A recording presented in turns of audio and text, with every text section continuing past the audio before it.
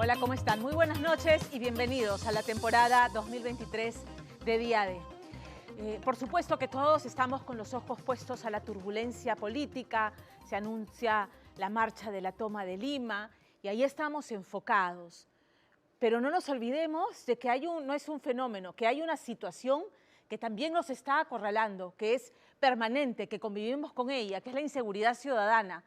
Vean ustedes lo que ha pasado con José Gabriel Silva Vázquez. 2 días después de haber sido secuestrado, su esposa recibe un mensaje por WhatsApp, un mensaje que le paraliza el corazón. Pagas $1 millón o si no, te devolvemos a tu esposo en partes. Ese fue el mensaje que recibió de los secuestradores, que 2 días después le envían un video. La prueba de vida. Tenía el video de su esposo, ¿no es cierto?, aún con vida, y ella espera que siga así al día de hoy. Con eso, finalmente, ella acuerda una nueva cifra que termina pagando a los delincuentes.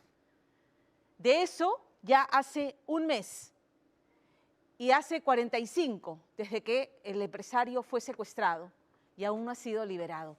Eso es lo que está padeciendo la familia de este empresario provinciano, dueño de un negocio pequeño, próspero, que en realidad un negocio familiar que les permite a esta familia vivir sin aprietos, sin sobresaltos económicos, pero más nada. Entonces, es válido lo que se pregunta Angélica Villegas esta noche. ¿Es un secuestro en toda regla el caso del empresario José Gabriel Silva Vázquez?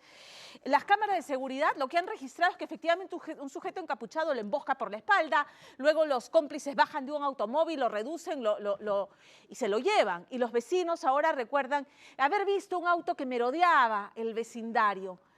Sin embargo, la policía, que ha capturado a 7 venezolanos, luego de haber hecho retiros del dinero de la cuenta donde se depositó el rescate, simplemente no sueltan prenda. Y es que hay que hablar de esta nueva modalidad delincuencial. Fingir el secuestro de una persona para extorsionar a la familia, y luego finalmente la víctima no vuelve con vida a casa. Sin embargo, la esposa del empresario dice: el 30 de diciembre me han enviado un nuevo video y a eso se aferran, esperando que él regrese con vida a casa. Es verdaderamente dramático. Angélica Villegas.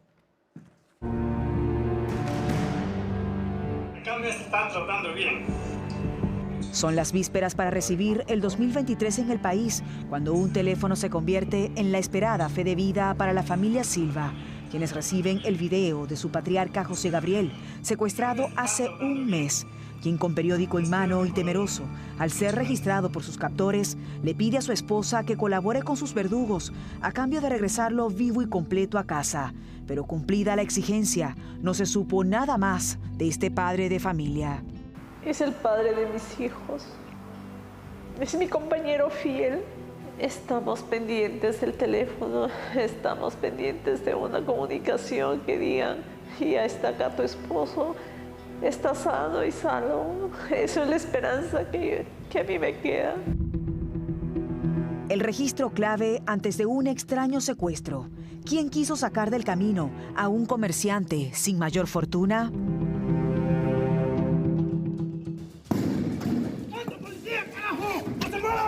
Hace un mes investigamos en Día D la maldición de los pulpos de Trujillo, una banda de ciudadanos peruanos que secuestraron más de 5 empresarios el año pasado en el norte del país, siendo parte de ellos desarticulados por la policía, ya que se dedicaban a asesinar o torturar a gran parte de sus víctimas, lográndose recientemente la liberación de una mujer, quedando como prueba este audio recabado por la policía, que muestra la manera fría como estas organizaciones exigían rescate.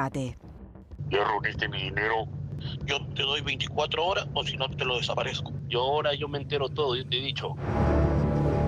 Todos creyeron que la aparición de un nuevo y peligroso delito se quedaría en el norte del país, pero llegó hasta Lima con otra organización criminal que la policía identificó como el Tren de Aragua, conformado por ciudadanos venezolanos, quienes de acuerdo a las autoridades estarían detrás del primer secuestro que registra la capital, tratándose del comerciante cajamarquino de 56 años, José Gabriel Silva, natural de Chota, quien con su esposa, tras 36 años de unión, había emprendido con mucho sacrificio una venta de alimentos de consumo animal desde su tierra, migrando hasta Los Olivos hace más de una década.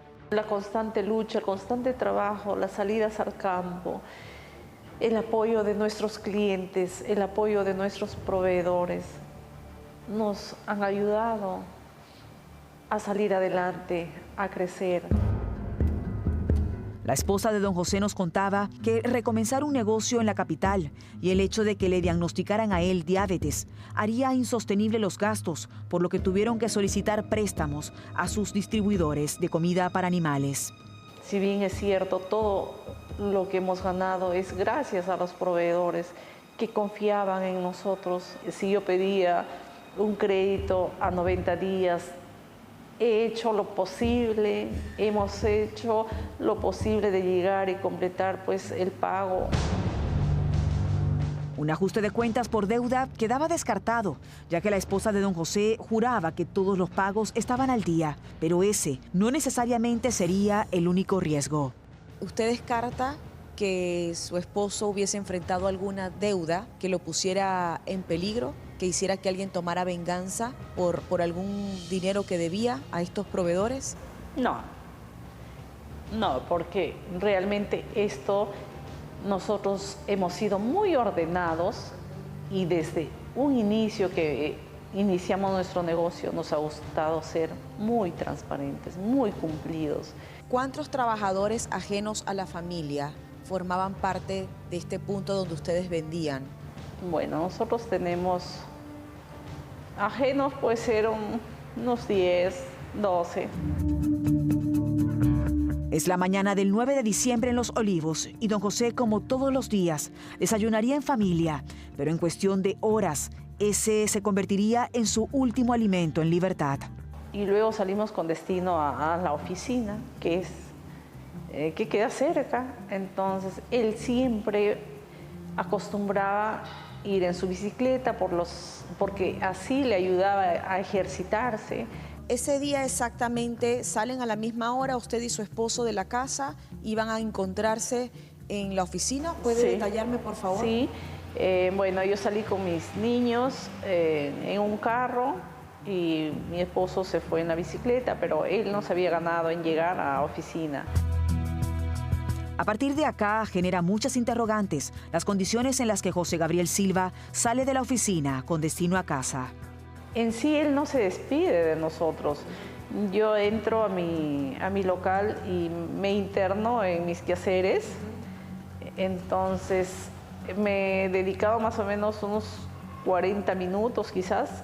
No veo a su bicicleta él y vi su oficina cerrada. Entonces, le pregunto a mi hija, ¿y tu papá? ¿Ya se fue? ¿Tu papá salió?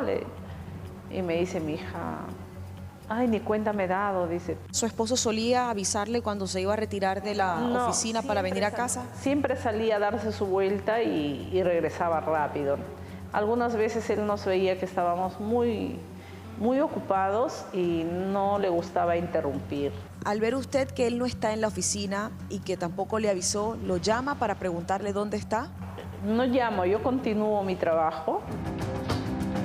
A la par, esta cámara capta en escena a José Silva regresando a su casa, donde exactamente a una cuadra es interceptado por un vehículo azul del que descienden dos sujetos interceptándolo y detrás de él corre un tercero encapuchado, siendo reportado minutos después como secuestrado en el chat de WhatsApp de sus vecinos, donde estaba su esposa, quien se enteraría así de tan angustiante noticia.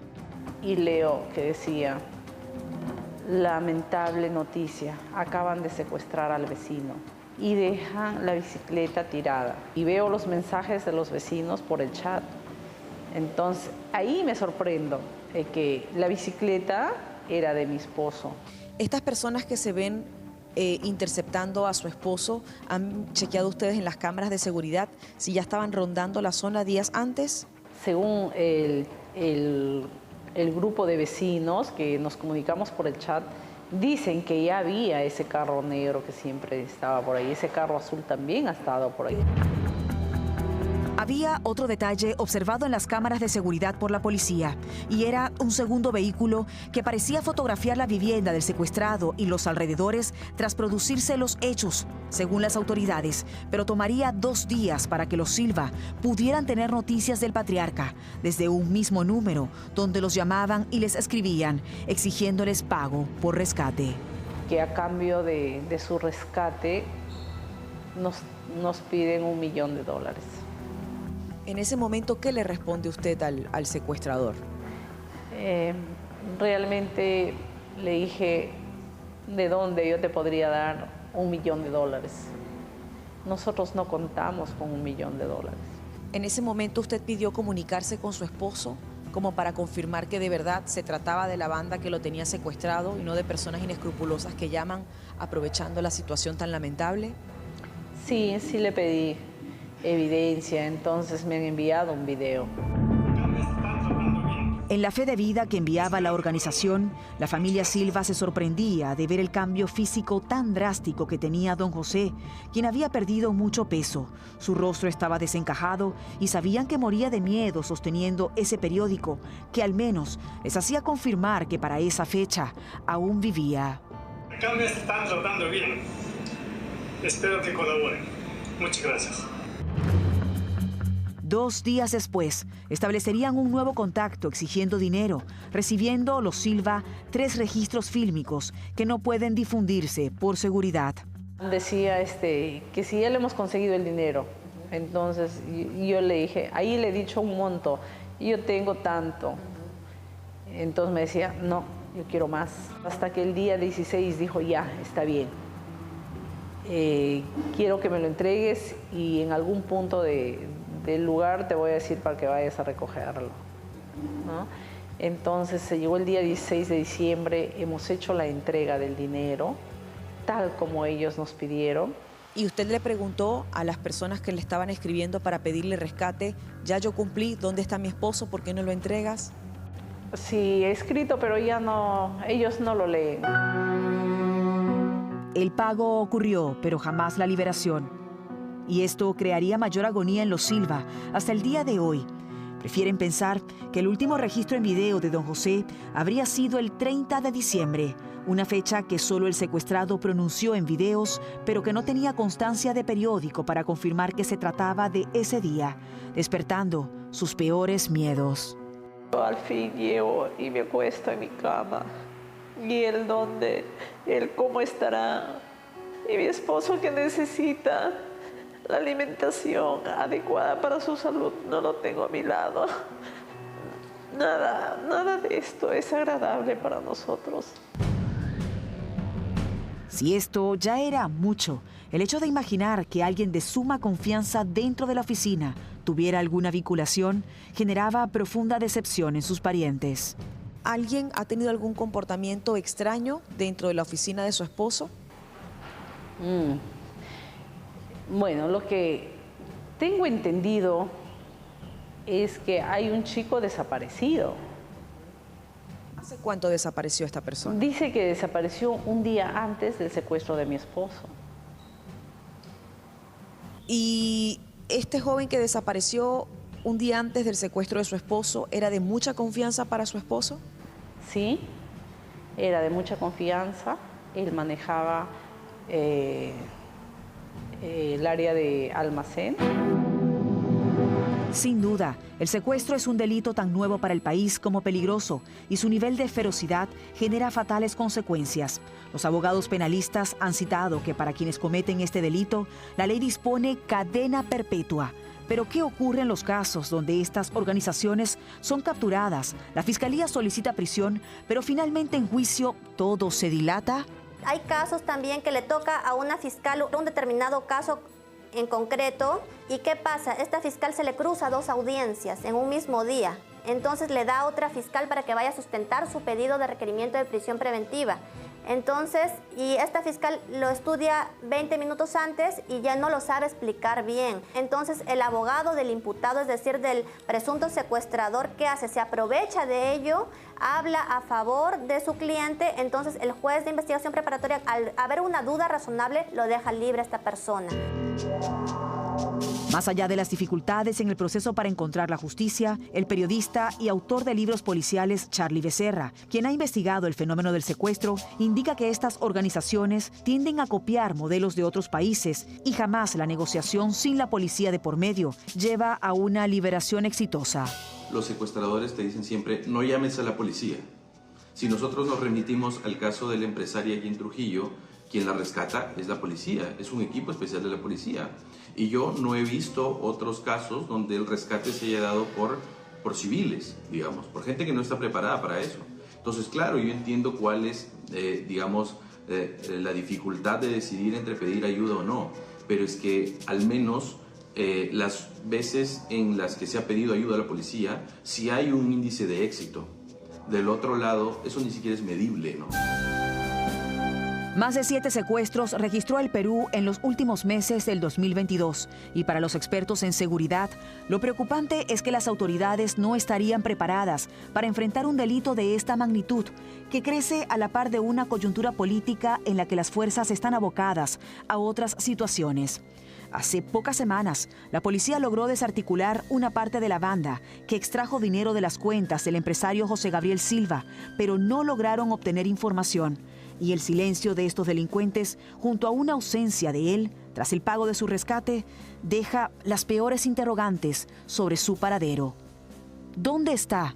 ¿Y qué pasó finalmente con él?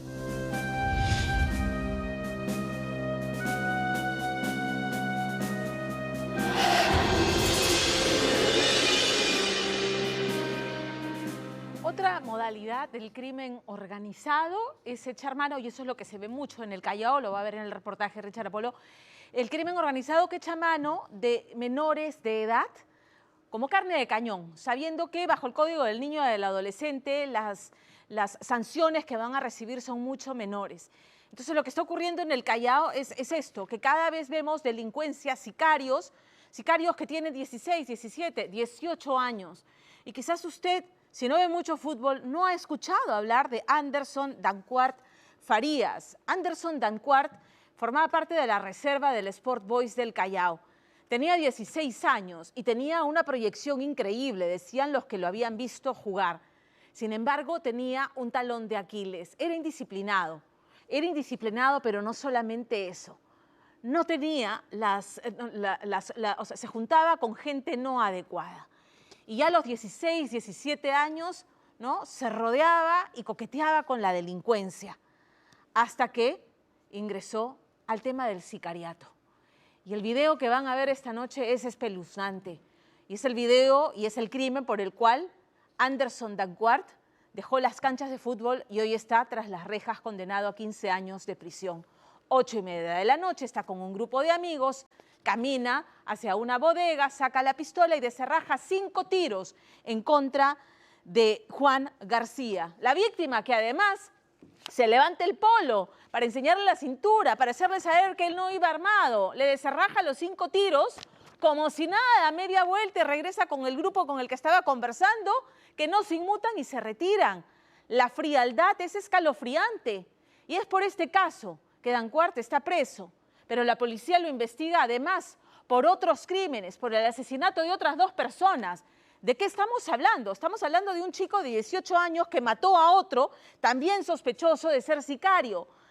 ¿Hacia dónde nos estamos conduciendo como sociedad? ¿Cuáles son las oportunidades y cuáles son las posibilidades que tienen los chicos en las zonas periféricas de Lima? De verdad que es dramático. Richard Apolo me contaba el tema con el corazón estrujado. Pamela, ¿a dónde vamos? ¿Qué hacemos? Este es el caso de Anderson Dancuart. Nuevamente el primer puerto volvió a teñirse de sangre y esta vez un hombre fue acribillado de varios impactos de bala en el lugar.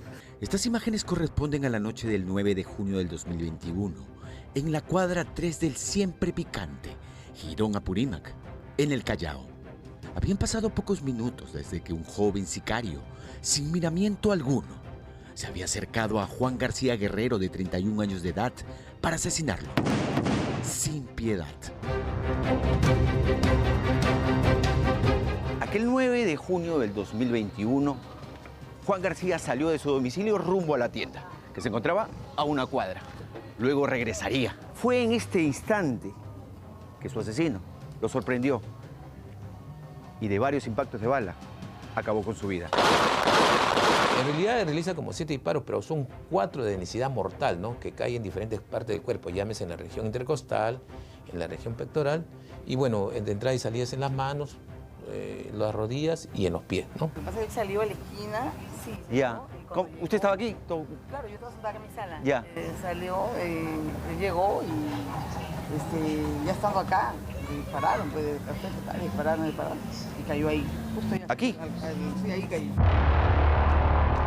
Minutos después, criminalística e investigadores de la policía acudieron al lugar en busca de elementos que permitan dar con el responsable de la muerte, al parecer por encargo, que había tenido como víctima a García Guerrero.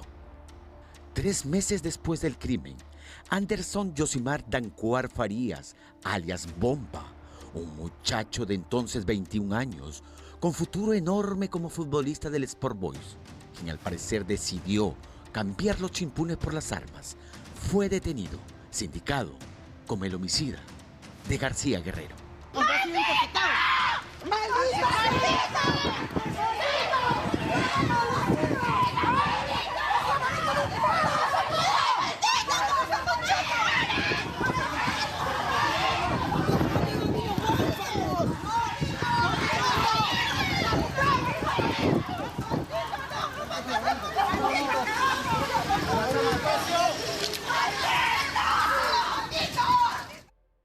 Muy buenos días a todos nuestros seguidores de la prensa deportiva de menores. Aquí estamos con la figura del partido Anderson de la categoría 2001.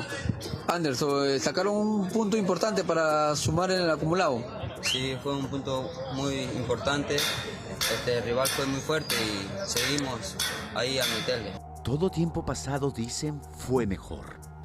Y eso parece ajustarse cuando vemos este video de Anderson Dancuar Farías, vistiendo la camiseta del glorioso Sport Boys del Callao, club donde Dancuar, señalan, pintaba para crack.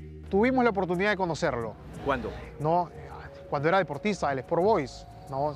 Veíamos a su tío constantemente, de que lo tenía de una manera disciplinada, era un tío que ocupaba un rol de papá, ¿no? Ocupaba el rol de papá y siempre estaba ahí detrás, trabajaba en el puerto para brindarle toda esa ayuda emocional y ese soporte para que él, porque tenía esos deseos de que él sea futbolista en futuro, ¿no? Y era un buen futbolista. Sin embargo, y lamentablemente, Anderson Yosimar Dancuar Farías, con el correr de los años no siguió en la senda del fútbol, buscando convertirse en profesional, sino por el contrario. Este muchacho, gracias a sus actos de indisciplina, iba siendo poco a poco relegado del equipo porteño, hasta que finalmente, en el 2019, terminó siendo expulsado. El crimen, 2 años antes, ya había al parecer comenzado a respirarle en la nuca al muchacho, al punto que, según el coronel David Carranza, jefe de la Divincri de la región Callao, el ahora conocido como Bomba, registra antecedentes cuando incluso no alcanzaba la mayoría de edad. Registras antecedentes cuando aún era menor de edad. Cuando menor de edad todavía. Sí. ¿Ya? Robo agravado, ¿no? En el 2016. Ajá. Delito de receptación, fraude en el 2020, ya bueno, ya es mayor de edad, ¿no? Mientras la carrera futbolística de alias Bomba se iba diluyendo de a pocos, su carrera delictiva, según la policía, iba en aumento. Bomba comenzaba, pese a su corta edad, a abrirse, dice el coronel Carranza, paso en la vida delincuencial. Y eso también le significaría a Anderson Dancuar ganarse enemigos en un mundo criminal, donde el respeto, entre comillas, se gana a punta de balas y muertos. Por eso, cuenta la policía, el apodo de Bomba no era gratuito. Dancuar Farías era literalmente una bomba de tiempo, pues gracias a sus delitos, muchas bandas rivales chalacas lo tenían, dicen, entre ceja y ceja, buscando eliminarlo a como dé lugar. Así que estar cerca a Anderson Dancuar equivalía a estar cerca de una bomba que podría alcanzar a quien estuviera cerca a Dancuar Farías. Un muchacho que, según las investigaciones policiales y fiscales, alrededor de las 7 u 8 de la noche del 9 de junio del 2021, llegó hasta la cuadra 3 del Jirón Apurímac en busca de su víctima, a quien apenas tuvo la mira. Le disparó a diestra y siniestra. Y si bien muchas balas fueron a parar al cuerpo de Juan García Guerrero, muchas también terminaron en paredes y rejas de casas vecinas. ¿De los impactos de bala de aquel día? Uno aquí. Otro aquí. Otro aquí.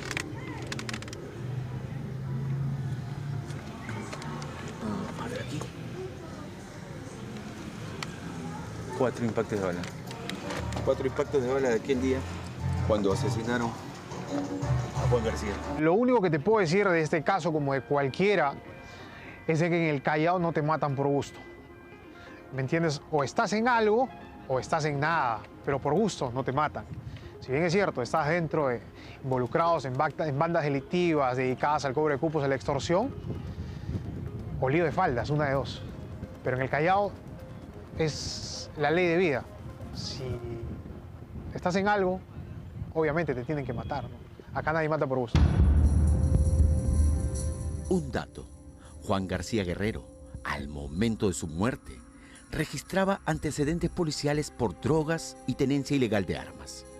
Y si bien no se le procesó, habría sido en el 2012 también vinculado por la policía de ser presuntamente uno de los sicarios que en aquel año asesinaron en Pueblo Libre al tío político de Wilber Castillo, un tío a quien sus asesinos habrían confundido precisamente con el hoy fallecido expresidiario Wilbur Castillo, al ver estacionada su camioneta en aquella calle donde sucedió el crimen. Pero volvamos a alias Bomba. Según las investigaciones policiales y fiscales, Juan García Guerrero, la noche del 9 de junio del 2021, al ver que Dancuart Farías le apuntaba con una arma con la intención de matarlo, intentó persuadirlo. Pero todo fue inútil. Hay una especie de reclamo que es visto por testigos, ¿no? Y en un momento determinado, la víctima, a sentirse amenazado porque estaba con un arma de fuego, que la apuntaba, se agarra, alza la mano, se levanta el polo y le dice, pues yo no tengo nada, ¿no? Se da a entender, ¿no? No es necesario haber escuchado nada, pero da a entender que estoy desarmado. Pese a todo ello, le efectúa varios disparos, ¿no? La tarde del último viernes fuimos en busca de la familia de Anderson Yosimar Dancuart Farías, a quien hace unos días la justicia condenó por el crimen de García Guerrero a 15 años de cárcel. ¿Aló? ¿Qué tal? ¿Cómo estás? Te saluda Richard Apolo, soy reportero del programa Día D. Que yo no quiero exponerme a salir, yo he recibido amenazas y por lo mismo yo ya no vivo en el Callao. Ajá. Y yo en verdad que no quiero, porque yo sí tengo miedo, porque se trata de familias que sí son,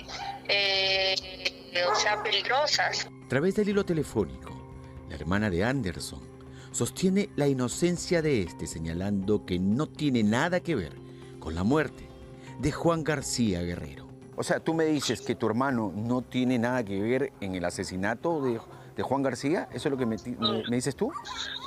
Sí, claro, mi hermano no tiene nada que ver. O sea, si usted escuchara cada de todas las declaraciones que han habido, son unas contradicciones, ¿me entiendes? La familia dice que no tiene nada que ver, que es inocente, que por envidia lo están involucrando en este y en otros delitos. Lamentablemente tengo que de alguna otra manera desmentir porque los elementos de comisión hablan. Yo no lo digo, lo dicen las pruebas que se han encontrado. La familia, debo entender que como familia, pues nunca va a aceptar de repente que un familiar esté implicado en este tipo de hecho, pero no hablan ellos ni yo, sino hablan los elementos. Según el coronel Carranza, si bien alias Bomba ha sido recientemente condenado a 15 años de cárcel, en curso está, afirma, otra investigación que se indica también a Dancuart Farías como el presunto sicario de Bruno de Nilson Chero Fajardo, de 18 años de edad, asesinado junto a un amigo la madrugada del 21 de agosto del 2021 en la cuadra 4 del Jirón Marco Polo, en el Callao. Hoy una balacera infernal ha sido. Sí, La cuadra 4, Marco Polo, cuadra Marco Polo. A Denilson Chero Fajardo alias Patillo, 5 días antes de su muerte, esta cámara de seguridad lo capta al parecer fugando del lugar tras supuestamente asesinar junto a otros muchachos en la cuadra 6 del Girón García Calderón, en el Callao, a su amigo entre comillas, Emerson Calderón Cuadra. Días después de Nilson, o alias Patillo, sería capturado pero por otro crimen, ya que para entonces no se contaban con las cámaras de seguridad. Sin embargo, la familia de Emerson Calderón Cuadra sabía que de Nilson era uno de los asesinos. ¡Porquería de mierda! ¿No? ¡Chuchetumare! ¿Qué prueba? Si yo te he visto de basura de mierda, prueba que eres chuchetumare. Tras salir en libertad y 5 días después de supuestamente asesinar a Emerson Calderón Cuadra, de Nilson fue asesinado. Y si bien la familia, tiempo atrás durante un reportaje, y esta vez fuera de cámara, ha negado haber tenido relación con la muerte de Denilson Chero, para la policía la muerte de Denilson se consumó por orden de la familia de Emerson Calderón Cuadra, y que para aquella venganza, dice el coronel Carranza, habrían contratado a Anderson Dancuart Farías, alias Bomba. Bueno, lamentablemente pues acá hay una banda criminal conocida como los Cuadras, ¿no? Y justamente era familia. Ya. Entonces, la información, la hipótesis que estamos trabajando, ¿no? Y que se ha elaborado es que justamente familia haya contratado a Bomba, ¿no? A Yosimar Dancur. Lamentablemente, pues tú sabes que en el Callao los jóvenes de ahora se creen bacanes, ¿no? Piensan de que amenazando, gatillando, teniendo un arma de fuego, son, ¿qué te digo? Son invencibles, inmortales. Pero lo invencible no existe. Y hoy, aunque él y su familia nieguen los crímenes, lo cierto es que Anderson Dancuart Farías pasará hasta el 2036 recluido en una prisión.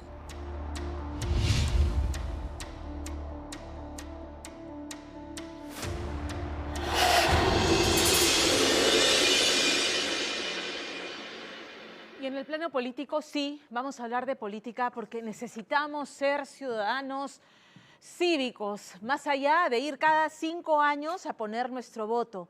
Ya vemos cómo nos hemos equivocado y la situación nos obliga a estar atentos a lo que está pasando. Casi medio centenar de víctimas suponen una tragedia, hay que admitirlo, es una tragedia sobre la cual la presidenta Dina Boluarte recién 5 días después de ese lunes aciago en el que en un solo día de movilizaciones y protestas murieron 18 personas en Juliaca, pidió perdón. Horas después de este mensaje a la nación, en la que además anunció que no renunciaría, que es el principal o uno de los principales puntos de la agenda de quienes están movilizando y protestan, pues los puntos de bloqueos de las vías principales en el país pasaron de 87 a 100, principalmente en el sur del país. Y suman ya a esta hora de la noche 11 las regiones que están en situación de convulsión social. Entonces la pregunta es, las que nos hacemos todos a esta hora de la noche, ¿podemos hablar de que hay luz al final del túnel, que empezamos a ver humo blanco con los cambios que se han producido en el gabinete Otárola? Parece que aún no. Estamos claros que la violencia represiva del Estado, y ahí tenemos la lista de víctimas mortales que nos revienta en la cara, ha sido la respuesta a la violencia vandálica bien organizada y financiada. Y esta noche tenemos un reportaje sobre este tema con documentos y videos reveladores. Ya lo vamos a ver más adelante. Una violencia que se aupa y que contamina las movilizaciones y los reclamos legítimos que también tenemos que escuchar. Y que además estos grupos violentistas proponen como solución una agenda maximalista que en la práctica es irrealizable, inconstitucional, por inconstitucional. Por ejemplo, mientras el Estado sigue reprimiendo, los políticos que aplauden y que aupan, ¿no? que aplauden y que promueven estas movilizaciones, simplemente no se les da la gana al explicar la inconstitucionalidad de las salidas que proponen, porque dicen que renuncie Dina Boluarte, que denuncie Dina Boluarte, y eso supondría que el presidente o la presidenta del Congreso, que también piden que se cierre, asumiría las riendas del Estado para que entonces convoque a elecciones. Y esas elecciones, y los organismos técnicos han dicho, no pueden realizarse antes de 9 meses. Eso no lo explican. Eso no se les da la gana de explicar. La izquierda castillista, hay que decirlo. Y los promotores de las marchas saben además que la disolución del Congreso solo es posible dentro del marco constitucional cuando se les ha denegado 2 veces la confianza a un gabinete o por alguna otra razón. Y sin embargo insisten en estas propuestas maximalistas con el único objetivo ¿de qué? De convocar a una asamblea constituyente que también es una figura que no existe en la Constitución. Ellos lo saben bien, pero no lo quieren explicar. Y entonces ahí está la ciudadanía utilizada como carne de cañón y siendo mercantilizada políticamente para sus fines. Eso también es bien mezquino, hay que decirlo. Entonces, ¿qué carta se puede jugar el gobierno para que acabe esta zozobra en la que se encuentra el país? Lorena Ormeño. Otra vez la violencia. Se ha dicho que va a ser una marcha pacífica y véanse, ¿no? Están lanzando con piedras.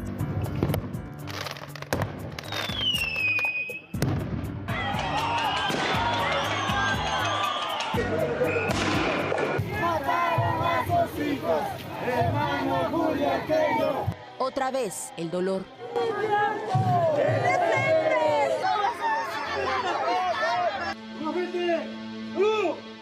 Mire cómo agreden a la gente. Un espiral empujado por infiltrados extremistas que opacan los reclamos reales de miles de ciudadanos del sur del país y que en el conflicto originan actos inexcusables de ambos lados.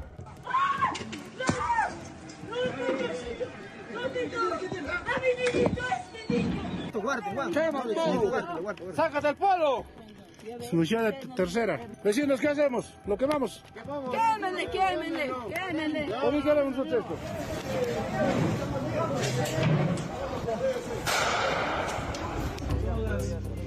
48 fallecidos hasta hoy en las protestas pidiendo la renuncia de Dina Boluarte.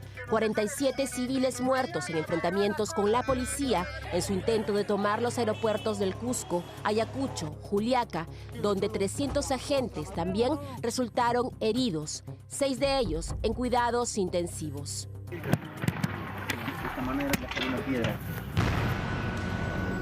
A la muerte de civiles, entre ellos menores de edad, se suma el asesinato del suboficial de tercera, José Luis Sonjo Quispe, que fue quemado vivo en Juliaca.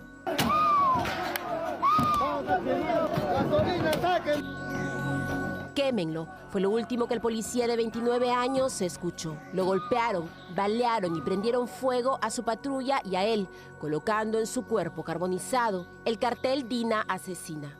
Fue rodeado por una turba de 300 personas que estaban muy agresivos. En esas circunstancias los han bajado y les han golpeado. Ellos estaban recibiendo ya una amenaza prácticamente letal. Han preferido no usar sus armas porque ellos tienen armas de fuego. Prefirió morir que matar. Los muertos y heridos colapsaron los hospitales. Solo el lunes, 17 manifestantes murieron en su intento por tomar el aeropuerto de Juliaca y sus deudos aseguraban que querían obligarlos a decir que murieron por honda y no por balas.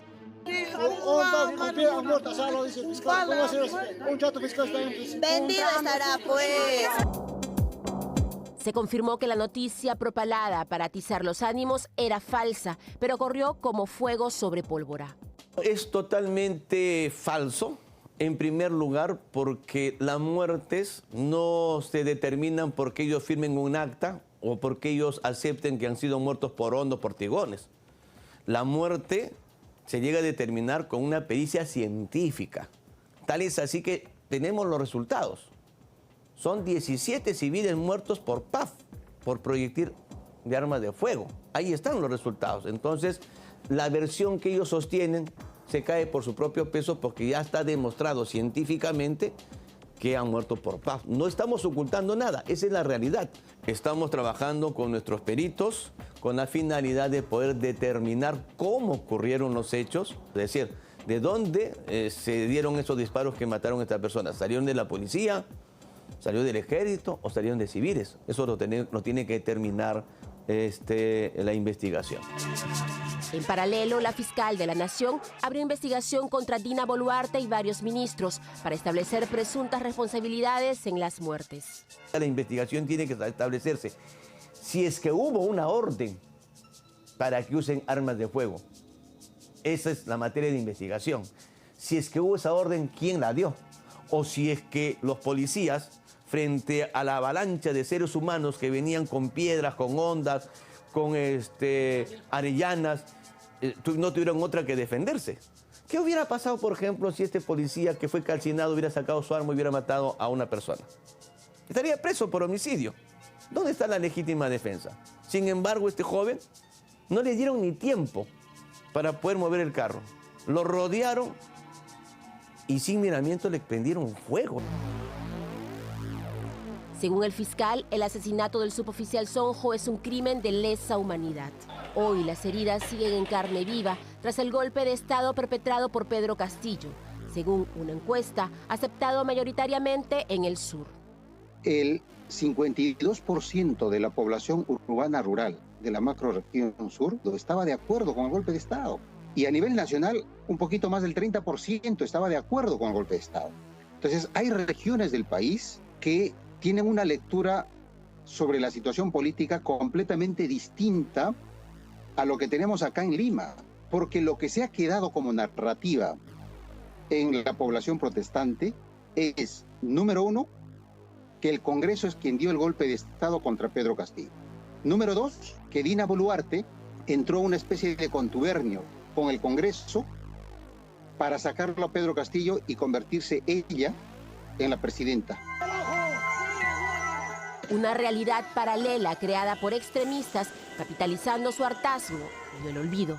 Y no podemos negar que existe, nuevamente repito, una población movilizada contra los políticos corruptos. Pero sobre eso, el Movadef, el oportunismo político de la izquierda, se ha montado sobre ese sector social y ahora pretenden convertirse ellos en los abanderados o en las caras visibles de esa protesta. A esos oportunistas del Movadef, lo único que les interesa es contar muertos y heridos. Lo único que les interesa es atizar la violencia. Son los extremistas y no la población los que buscan reinar en el caos y, según chats interceptados, organizan ataques con dinamita de la minería ilegal. Las comunidades campesinas organizadas van a expulsar todo tipo de empresas extractivas a nivel nacional. Lo que estamos actuando, haciendo huelga, tomando aeropuertos, no ganamos nada. Lo hay que atacar es los penales, que salgan los que están cerrados, la gente para que nos apoye. Así la mina Antapacay fue atacada. Así llegaron las dos primeras renuncias del gabinete.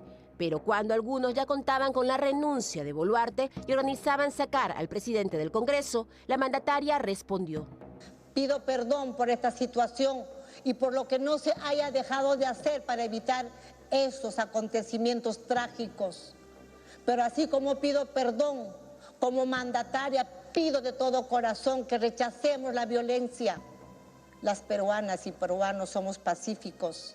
Algunas voces que salen de los violentistas y radicales piden mi renuncia. A ellos les digo, de manera responsable, no voy a renunciar.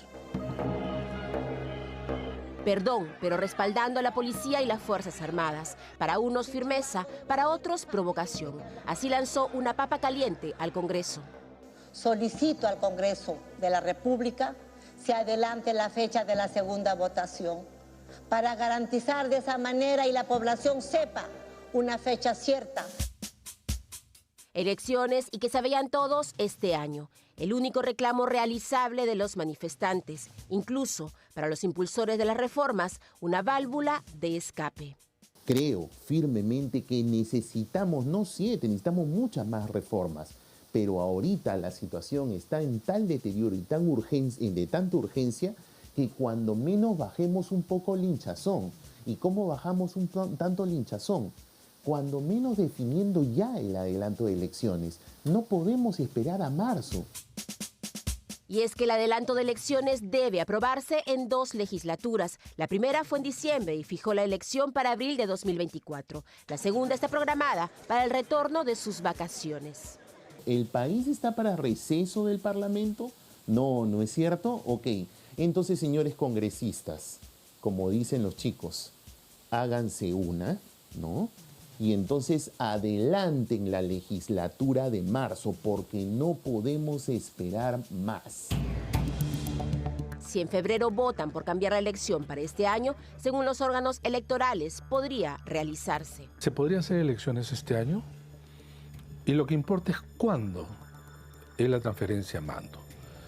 Así como los alcaldes y gobernadores inician el primer día del siguiente año de la elección, podría ser por esta sola ocasión el 1 de enero del año 2024, en que juramente él o la Presidenta de la República y el Congreso se instala en ese momento. Entonces, tendríamos más o menos una primera vuelta hacia mediados de octubre, una segunda hipotética vuelta, digamos, como la tercera domingo de noviembre, y se puede tener un nuevo gobierno el primer día de enero del año 2024. Ahora puedes adelantarlo también, o sea, un regalo de Navidad y tienes un nuevo gobierno. Según una última encuesta, 52% pide elecciones este año. Posible, pero sacrificando la mayoría de reformas y elecciones internas en los partidos. Se podría decir lo siguiente: si estas fechas son así, ¿por qué incluso no se acercan más las elecciones? Porque si es ya muy cercano, el problema es que ya no da posibilidad a que nuevos partidos se inscriban. Así de simple. Si en este momento se convocaran elecciones, los únicos partidos que puedan postular son 12 que están inscritos, de los cuales 10 están en el Congreso. Y si se está pidiendo la renovación, ahí lo impides. ¿Las reformas cómo quedan? ¿Va a haber tiempo? Sí. ¿El Congreso lo va a hacer? No sabemos. 15 partidos esperan su inscripción. Pero, ¿llegaría a un acuerdo este Congreso más proclive al insulto que al diálogo? Creo que sí. Recordemos que fue el propio presidente de la Comisión de Constitución, Hernando Guerra García, y el bloque de Fuerza Popular, que es, digamos, el más fuerte en este momento en el Parlamento en cuanto a números, que aprobaron inicialmente la propuesta para que sea en diciembre el adelanto de elecciones. Luego ya en el debate parlamentario se decidió ampliar hasta marzo, tomando en cuenta las recomendaciones del jurado. Pero ojo, el presidente del jurado ya se ha retractado y ha dicho que sí, que pueden hacer una elección en 4 meses una vez que se realice su convocatoria.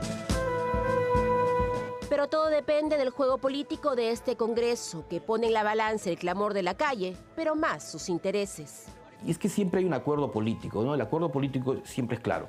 Yo apruebo algo, apruebo una norma y tú apruebas la mía. ¿Qué se podría negociar? Bicameralidad, reelección parlamentaria.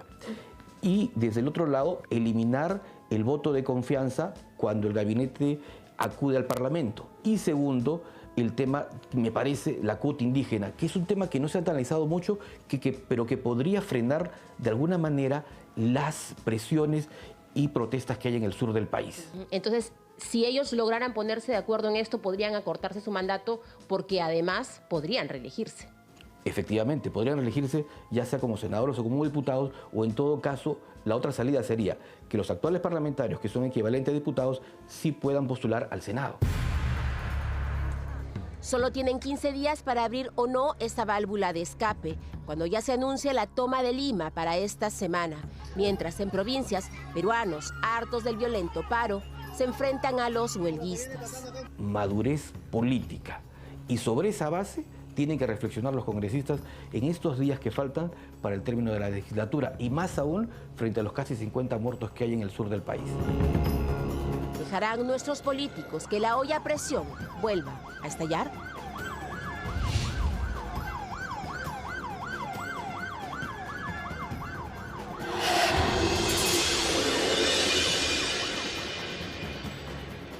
Totalmente de acuerdo con Luciano López, ¿no? Al Congreso de la República, que se haga una. De momento están como sentaditos en el balcón, ¿no? Mirando cómo el Perú se desangra e implosiona cuando las cartas están sobre su mesa. Un Congreso que tiene 9% de aprobación, si se puede llamar a aprobación a tener 9% de respaldo de la ciudadanía, debería ya estar discutiendo la forma de que el adelanto de elecciones sea incluso antes, porque esto no se sostiene más, porque este Congreso no representa a nadie y Dina Boluarte, con 19% de aprobación, se sostiene porque es la sucesión constitucional que manda la Constitución, pero no por otra razón. Y entonces tiene que ponerse de acuerdo para atender las demandas, porque lo que tenemos son inquilinos precarios en el Ejecutivo y en el Congreso, pero sobre todo en el Congreso, que claro, lo que quieren es reelegirse y sus reformas pasan principalmente por ver cómo van con la bicameralidad a la Cámara de Senadores o con la reelección inmediata, reelegirse en el próximo Congreso. Lo que no saben es que van a ser castigados en las urnas, a ver qué porcentaje de este Congreso nefasto logra reelegirse si es que prosperan sus intenciones. Ahí están concentrados sus esfuerzos, cuando hay que mirar lo que está pasando en el país. Son parte de esta crisis, no quieren darse cuenta, no quieren pisar el acelerador y la situación lo demanda. Ya vamos a hablar de ese tema. Vamos a estar aquí en los estudios con el ministro de Justicia, José Tello Alfaro, y vamos a regresar con un reportaje revelador de César Cornelio que se une al equipo de Día D. A nosotros no nos gusta terruquear. De hecho, recordar esa época es muy doloroso porque las heridas no están cerradas y lo que está pasando nos los recuerda claramente.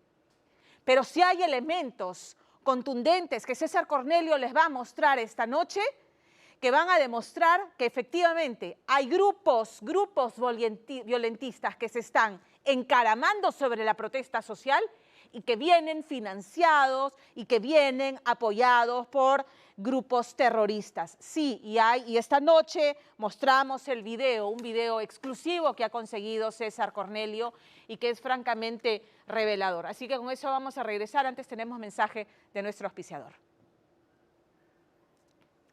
Todos nacimos con un talento por desarrollar. María no hubiese podido salvar tantas vidas si no hubiese estudiado medicina. Julio no hubiese podido crear espacios más firmes y seguros si no hubiese estudiado ingeniería. Estudia en la Universidad San Martín de Porres, atrévete a ser diferente y destaca en lo que te apasiona. Examen de admisión Lima, Chiclayo y Arequipa el 11 de febrero. No se muevan, volvemos aquí en Día D. Esta noche en Día D. Exclusivo. Evidencias concretas e irrefutables de la infiltración terrorista en las violentas protestas contra el gobierno de Dina Boluarte. En la ejecución de las justas protestas populares, se tiene que seleccionar con precisión los blancos. Además, lo que no se vio del repotenciado retorno de JB. Cuando el río suena es porque un músico se ha ahogado. ¡Qué buena! ¡Qué buena! Gracias, gracias. UTP.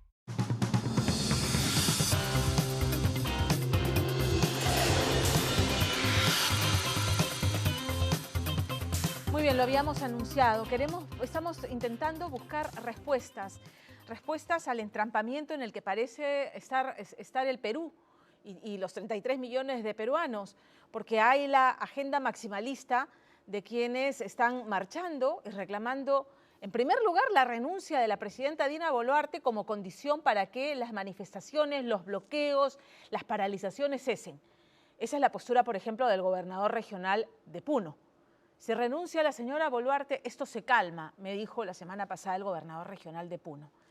Pero luego señalan que se cierre el Congreso, aunque ya el gobernador me dijo, no, sí sabemos que eso no va a poder ser, va a tener que ser el presidente del Congreso, la presidenta del Congreso, quien asuma y convoque inmediatamente elecciones. Inmediatamente elecciones, hay plazos mínimos que deben observarse para llevar a cabo un proceso electoral tan complejo. Y todo esto ocurre en medio de esta tragedia, que son medio centenar de peruanos que han perdido la vida, que hay que condolerse, y también mirar la arista violenta que están tomando las manifestaciones donde se están agrupando grupos violentistas, y lo vamos a ver más adelante en un reportaje. Todo esto es materia de conversación con nuestro invitado esta noche. Nos acompaña el ministro de Justicia, el doctor José Tello Alfaro. Ministro, ¿cómo está? Bienvenido. Buenas noches, Pamela, y bueno, ante todo mis condolencias a las personas que están ahora de luto por la pérdida de familiares. Creo que el Perú no se debe seguir sangrando y que nosotros de verdad debemos volver a la protesta legítima, pacífica y también a la capacidad de poder dialogar y consensuar entre peruanos. De 17 necropsias realizadas en las víctimas del lunes 9 negro en Juliaca, por lo menos en 9 se han encontrado proyectiles de arma AKM, que es las armas que utilizan nuestra policía y las Fuerzas Armadas, entiendo. ¿Eso qué nos indica? Es bien grave. Yo entiendo que la policía muchas veces se ha visto sobrepasada por los hechos de violencia, pero aquí hay un tema bien delicado y hay que actuar quirúrgicamente y deslindar responsabilidades. Deslindar responsabilidades dentro del Estado de Derecho. Ahora está el Ministerio Público abocado, no solamente en investigar cómo ocurrieron estas muertes y determinar quiénes son los responsables para que caiga todo el peso de la ley sobre ellos, sino que además también, por ejemplo, en advertir la presencia de criminalidad organizada. Se han abocado y están tomando una serie de medidas a nivel nacional, justamente en aras también de poder ir hacia ese otro frente, porque hay que distinguir una cosa muy importante. Hay una protesta legítima, por ende también las disculpas a aquellas personas que se pueden sentir aludidas a veces cuando se habla de terroristas, vándalos. Hay que tener mucha cautela porque en este caso, y lo dijo bien la presidenta en su último mensaje a la Nación, hay gente que tiene legítimo interés en protestar, pero hay otro grupo que aparece en estas protestas que son legítimas y que son personas que actúan al margen de la ley. Porque una cosa, por ejemplo, y hay que hacer el paralelo, es lo que nosotros tuvimos como protestas en el año 2020, recordemos, durante el gobierno de Manuel Merino de Lama, y otra cosa es lo que tenemos ahora, donde se han ido a atacar activos críticos como los aeropuertos. Literalmente había una movilización y un plan armado que definitivamente pues denota que acá ha habido pues una intervención no solamente de personas que protestan legítimamente y que tienen el derecho constitucional de hacerlo, sino que además gente que se ha subido, por decirlo de alguna manera, a estas protestas para desvirtuarlas y realmente terminar en este tipo de situaciones donde definitivamente el Estado de Derecho tiene que hacerse respetar. El cambio en la cartera del Interior obedece a un reconocimiento de que han habido excesos y que de hecho están en materia de investigación. Es un reconocimiento a eso, porque hay quienes decían, tienen que haber algunos gestos desde el gobierno. La señora Boluarte ha salido a pronunciarse sobre medio centenar de víctimas mortales 5 días después, cuando ya se habían acumulado 18 en un solo día, y guardó silencio durante 5 días. En un mensaje que para algunos, las voces más críticas dicen, le dedicó unas disculpas, un pedido de perdón, pero luego, nuevamente, sin asumir responsabilidades, todo lo atribuye a los grupos violentistas, al gobierno de Castillo, a la izquierda, pero esperaban más gestos de la presidenta de la República. Lo que pasa es que la presidenta evidentemente ha tenido que hacer cambios en el gabinete. Estos se han propiciado por decisión de ella, o sea, es finalmente quien acepta la renuncia de los ministros y es quien da los cambios para que asuman otros en su reemplazo. Evidentemente son decisiones que le competen única y exclusivamente a ella porque ella es la autoridad electa, y acá es muy importante que la ciudadanía sepa algo. Las autoridades electas son electas por todos nosotros los ciudadanos, son quienes están ahí. Los ministros de Estado somos designados, contamos con la confianza de quienes fueron electos en las urnas. Entonces, la presidenta ha tomado decisiones contundentes, pero hay algo importante acá que resaltar. Se ha mantenido firme, a pesar que han habido voces que claramente, en medio de todo este contexto, han pedido su renuncia. Se ha mantenido firme, porque sabe perfectamente que es una garantía de que se va a poder hacer esa transición que necesita este país. Nosotros tenemos una fecha de salida del gobierno, de ser aprobada en segunda votación la reforma constitucional que adelante el término del mandato y además las elecciones. Tenemos una fecha de salida. Lo que buscamos es dejar el país encaminado para que tenga 5 años de estabilidad. Pamela, en verdad, y nuestros televidentes, creo que todos podemos hacer memoria. Desde el año 2016 hasta el día de hoy tenemos una situación de convulsión política. Esto tiene que terminar del 2024 en adelante. La renuncia de Dina Boluarte ha sido descartada por la propia presidenta, que ha exhortado al Congreso de la República a culminar con esta legislatura y adelantar la siguiente para terminar de aprobar el adelanto de elecciones. Pero ese es otro de los reclamos, que renuncie Dina Boluarte, que se cierre el Congreso, que se adelanten elecciones como si fuera posible mañana. Y ahí hay inconsistencias o colisionan con la Constitución todas estas propuestas maximalistas.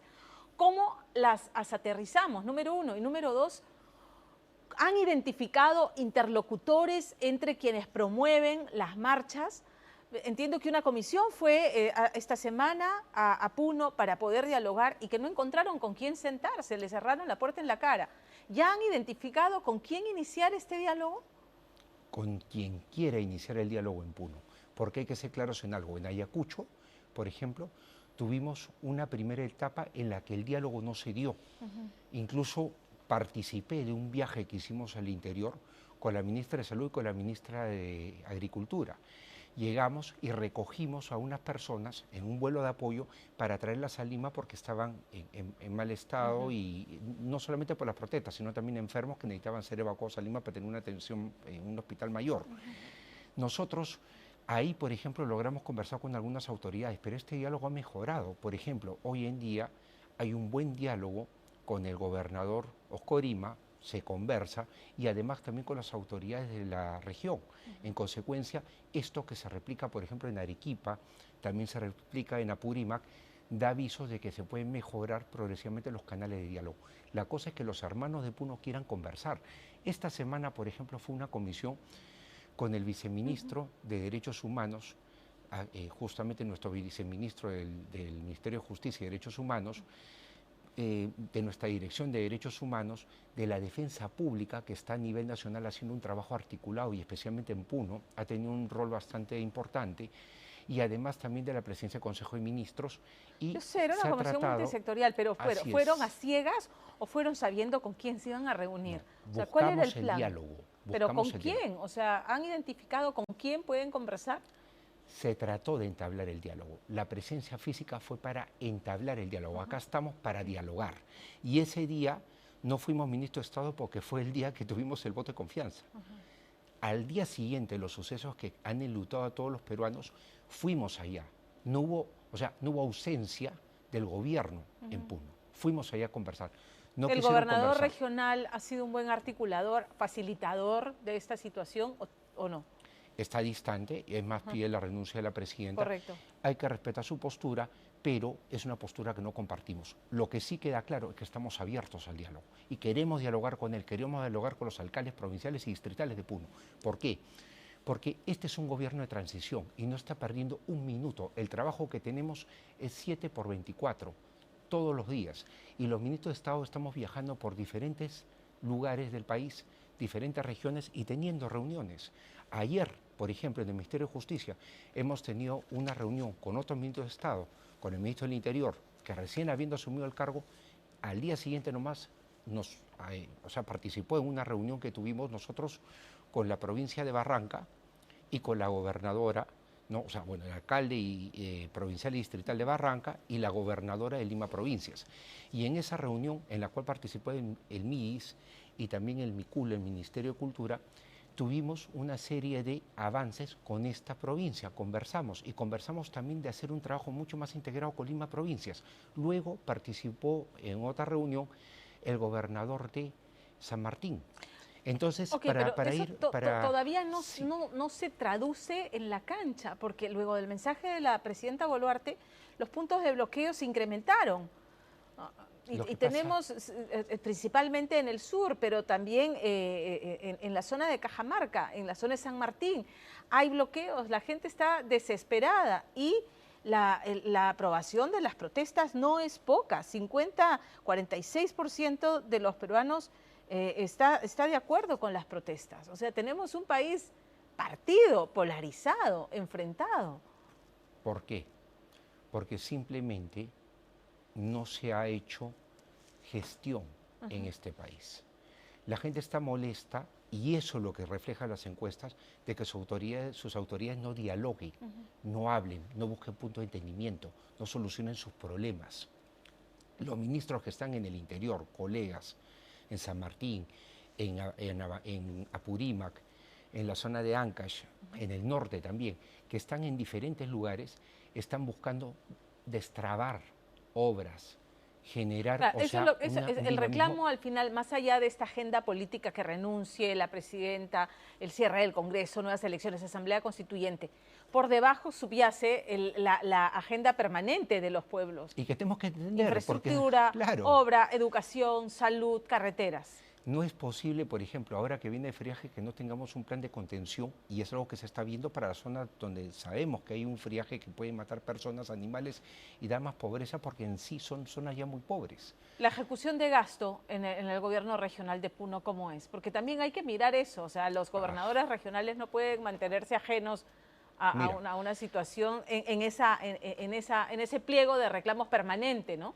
A pesar de la, digamos, de la discrepancia que pudiese haber desde una perspectiva política con el gobernador, hay que reconocer que tiene algunos días en el cargo. Ya. Entonces Claro. también yo creo que él merece avanzar y demostrar su valía, como se dice, ya en gestión, o sea, Claro. haciendo gestión.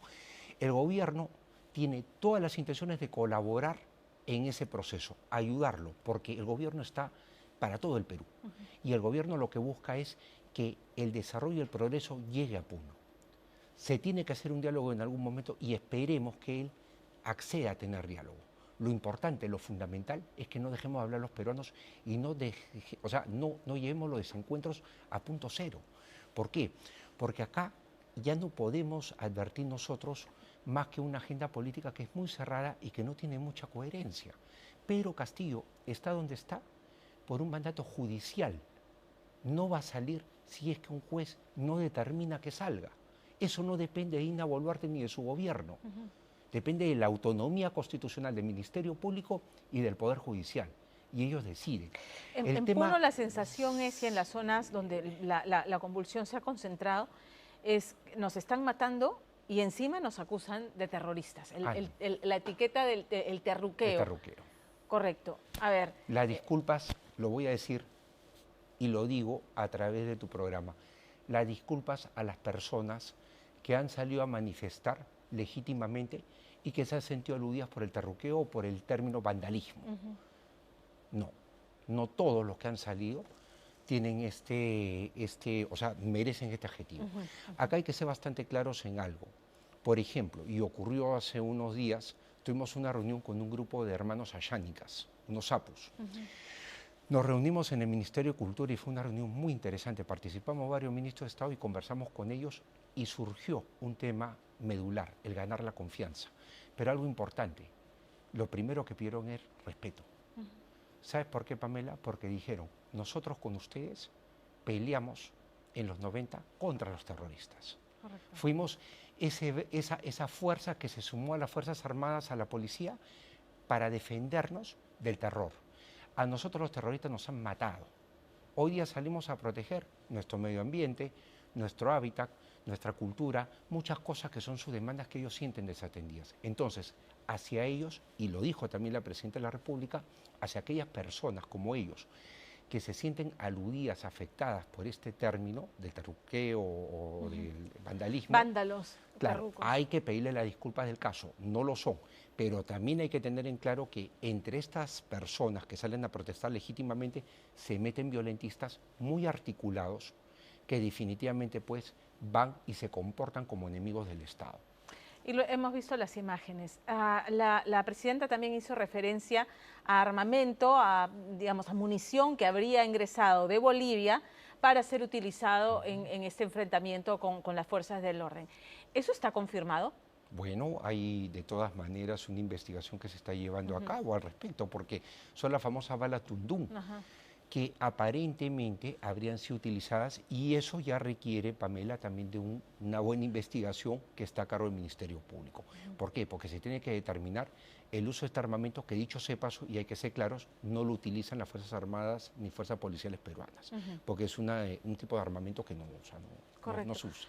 Para terminar, y brevemente, porque ya lo hemos visto en el reportaje de Lorena Ormeño, pero usted es el ministro de Justicia y quizás nos pudiera dar más luces. Si es posible adelantar las elecciones y eso está en manos del Congreso. O sea, antes del 24 de abril, ¿es posible realizar elecciones? Entiendo que es la fecha que se ha propuesto y que se ha aprobado en primera votación. El Congreso podría hacerlo. Está en ello si quieren que la elección sea el 2023.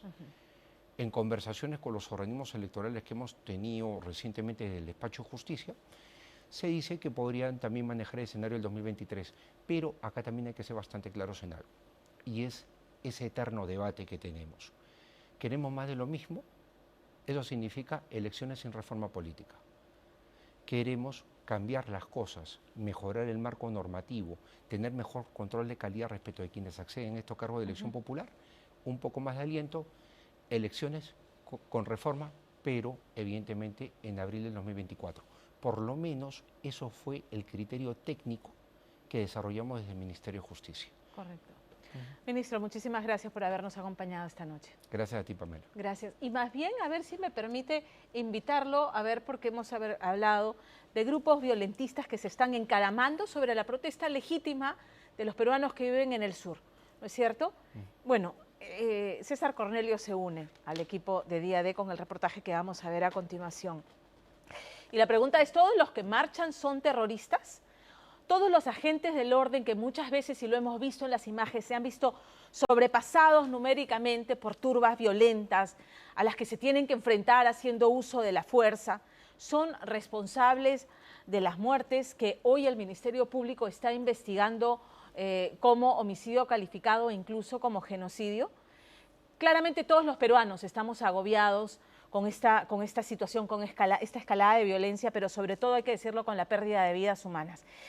Y creo que debemos hacer todos un esfuerzo consciente para separar paja de trigo y deslindar por una parte si es que en la línea de mando hubo directivas para que se haga uso indiscriminado, ¿no?, de la fuerza represiva, y de otro lado, si es que efectivamente, como ha dicho en su discurso, en su mensaje, la presidenta Dina Boluarte, infiltración terrorista y financiamiento del narcotráfico y la minería ilegal a estas movilizaciones, en estas movilizaciones que ya abarcan 11 regiones del país.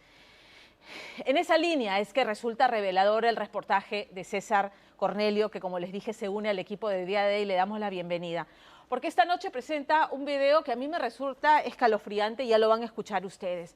La camarada Vilma es la vocera del autodenominado partido militarizado Partido Comunista del Perú.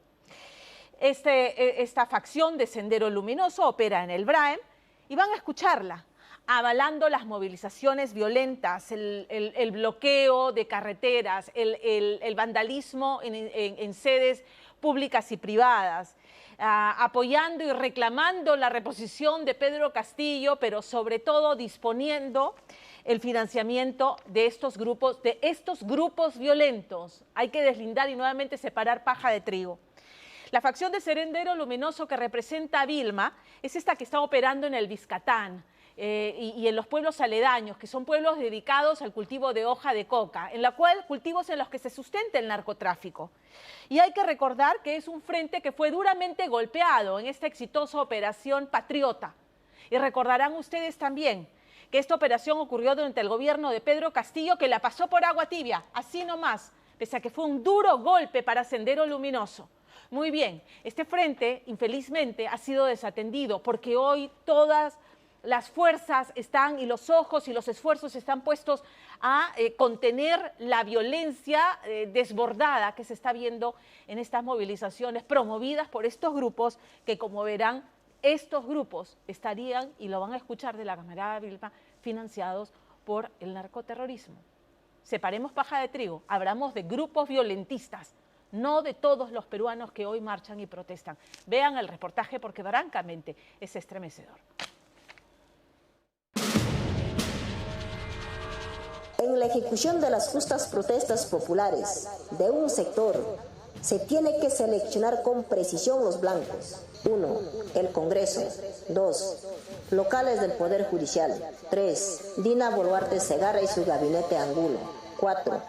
Locales y esbirros policiales y militares. ¡Fuego, fuego! ¡Están lanzando fuego! ¡Cuidado! Tranquilo, cholo. Tramador.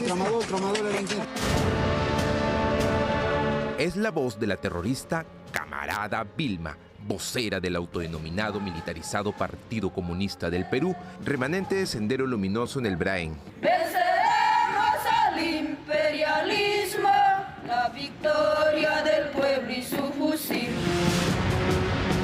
Ella responde al nombre de Flor Vargas Figueroa y en este audio reafirma su posición de lucha. Cuando una parte de las masas marchan a protestar a la capital del departamento o a la capital del país, las masas que quedan en sus anexos, poblados y región, tienen que impulsar la producción y demás actividades para apoyarlos económicamente.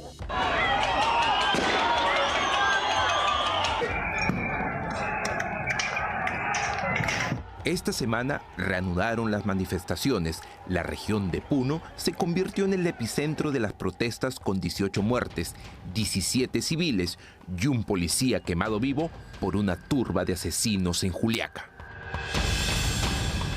Si los policías que fueron emboscados miserablemente por esta horda de criminales, de asesinos, si ellos se hubieran defendido, probablemente no les hubiera ocurrido lo que les sucedió. Pero por temor a luego verse involucrados en procesos judiciales y terminar presos, no usaron sus armas y mira lo que ocurrió. La policía sí tiene el derecho y el deber a hacer uso de sus armas en defensa de su integridad y del orden y de la tranquilidad de la población. En el sur es una situación histórica lo que está pasando. Y esta situación histórica tiene una misma plataforma de lucha. ¿Y de quién hablo? De la izquierda radical.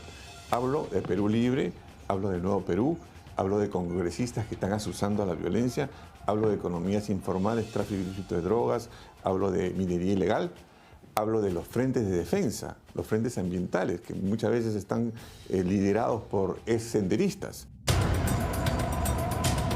Una de ellas es Rocío Leandro Melgar, más conocida como la camarada Cusi. Esta terrorista purgó condena por participar en diversos atentados terroristas en los años 80 y 90.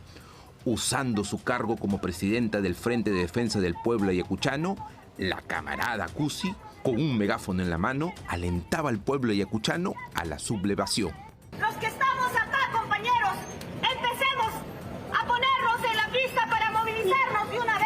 Que el artículo 46 en la Constitución nos respalda, porque no estamos de acuerdo y no la reconocemos por una nueva Constitución, por una Asamblea Constituyente, que se cierre ese Congreso, nido de ratas. La camarada Cusi lideraba las marchas en Ayacucho y además participó en la entrega de dinero a representantes de los gremios cocaleros en el Braen. Compañeros, espero que este pequeño aporte económico sea hecho llegar a todo cada uno de ustedes a su organización, aunque sea con un agua mineral, por favor. ¿Cuántos miembros de los cocaleros del Braen han llegado? Bueno, por ahorita estamos 1000 agricultores cocaleros, no solamente diríamos agricultores cocaleros, sino todos los gremios, todas las organizaciones sociales del base se unen a esta lucha como Braen. La cercanía de la camarada Cusi con Pedro Castillo se evidencia en este video.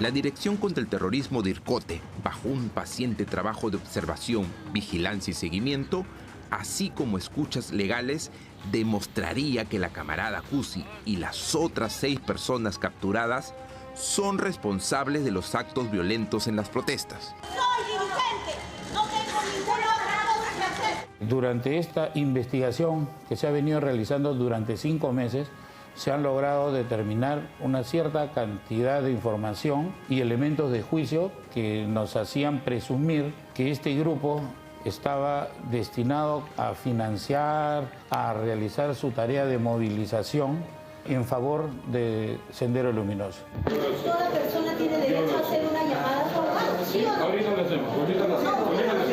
No se preocupe, nosotros le vamos a garantizar a usted, ahorita va a venir el médico legista y le vamos a garantizar un buen trato, no la vamos a tratar y vamos a hacerle toda la documentación como corresponde. Ese dinero posiblemente provenga de los campamentos de los Quispe Palomino. Mire, yo eso no lo puedo afirmar ni tampoco lo puedo negar.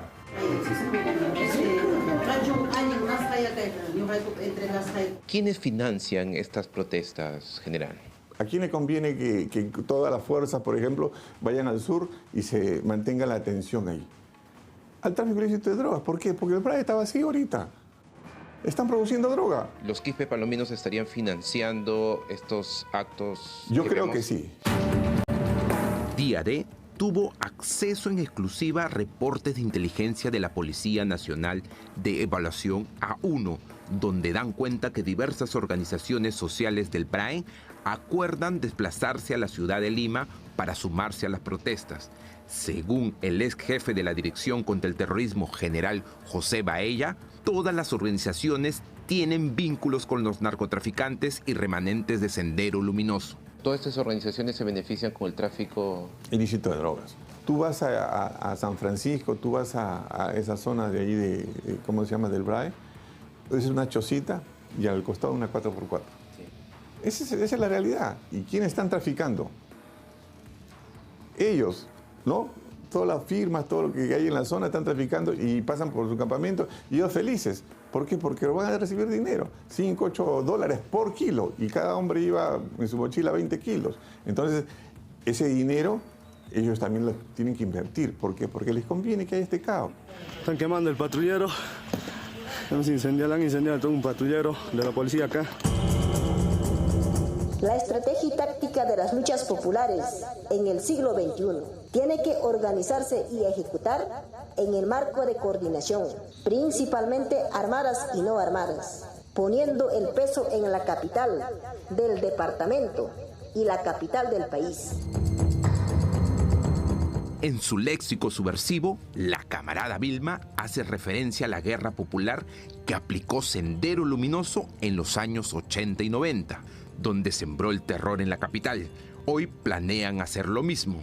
¿Quiénes son los primeros y directos responsables de los asesinatos a nivel nacional? El Congreso, porque no respeta el voto popular. El pueblo eligió a Pedro Castillo hasta el 28 de julio del 2026 y no respeta al pueblo.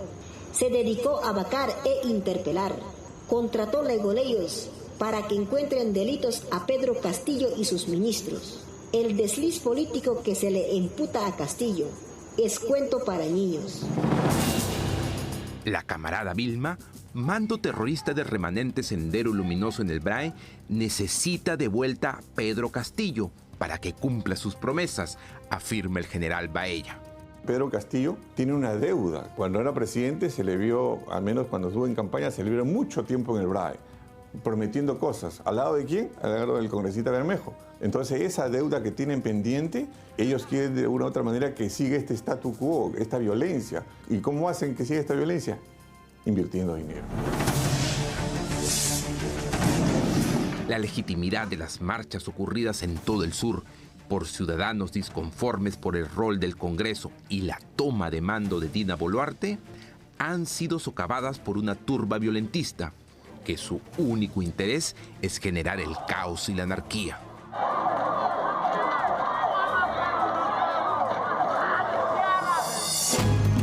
En Juliaca, una ambulancia es apedrada sin explicación alguna.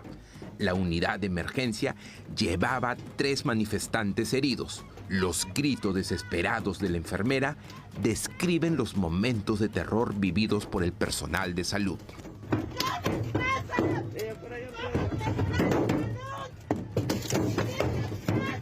Por la noche, estos supuestos manifestantes despojaron de su vehículo a una familia. Ni los llantos desgarradores de una niña pudieron apiadar a estos delincuentes.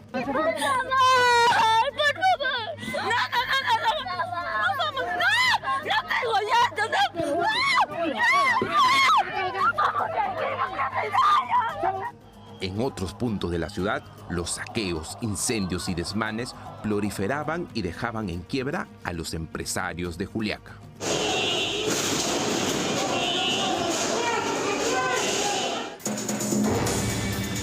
Entre los principales asusadores de estas violentas protestas en Puno, se identificó a Alex Chamán Portugal, cabecilla del Movadef, docente de la Universidad de Bolivia. Él estuvo preso en el penal Castro Castro en los años 90 por su vinculación con Sendero Luminoso. campaña de criminalización, toda una campaña de terruqueo, toda una campaña de represión desenfrenada, siendo dibujo libre, vale decir lo que les viene en gana.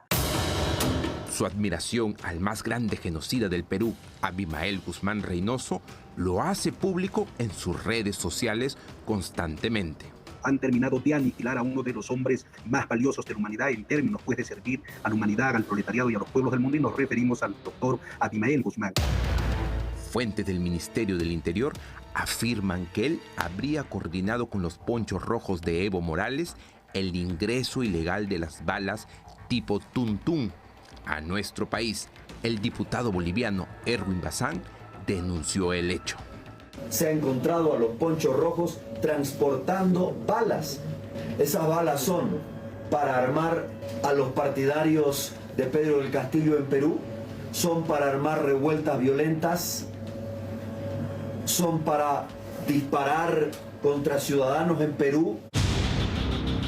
El médico Enrique Sotomayor del Hospital de Juliaca confirmó que varios fallecidos habrían sido asesinados con este tipo de bala de origen boliviano.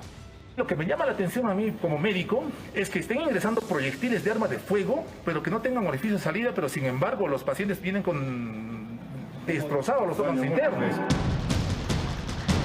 La grosera intromisión de Evo Morales en las protestas en el sur del Perú es inadmisible. Qué bueno sería, hermanos, el próximo año acá en Puno hagamos un gran evento de RUNASUR orientado a liberar a la región de toda América Latina. El Estado peruano ha prohibido su ingreso junto a 8 bolivianos más. Si no se interviene desde el principio con toda energía, las turbas se ven favorecidas porque creen que tienen el camino libre y entonces atacan con más violencia a las fuerzas del orden, destruyen y después las cosas se complican mucho más. Hay que actuar desde el comienzo con toda energía y el gobierno ha demorado demasiado en hacerlo. La violencia terrorista y vandálica mancha las legítimas protestas y reclamos de algunos ciudadanos. Lo presentado en este reportaje demuestra la infiltración de Sendero Luminoso en las protestas. La inacción de nuestros políticos lleva al Perú a una constante incertidumbre que no tiene cuándo acabar.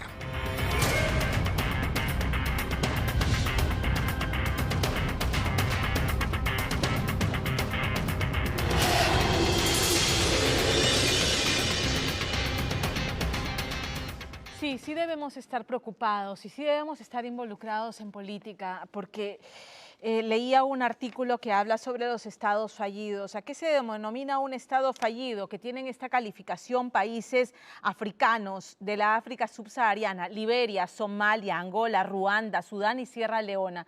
A finales del siglo XX se incorporaron en la lista Haití y Afganistán. ¿Qué caracteriza un estado fallido?